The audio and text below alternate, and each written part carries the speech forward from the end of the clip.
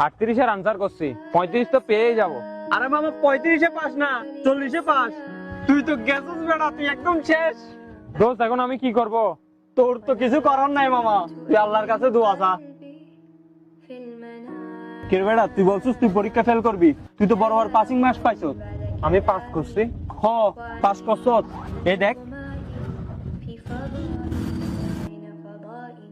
তোর তো কিছু করার নাই মামা, তুই আল্লাহর কাছে দোয়া চা।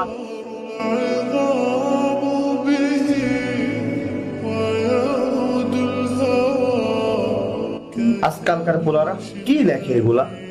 এর মনে হয় পাশ করার ইচ্ছা নেই, 3 নাম্বারের জন্য ফেল করবে। হে আল্লাহ, এবারের মতো পরীক্ষাতে পাস করাই দাও আল্লাহ। আজান হইতেছে, নামাজ পড়তে যাইতে হবে, পোলারারে পাশ করাই দিই।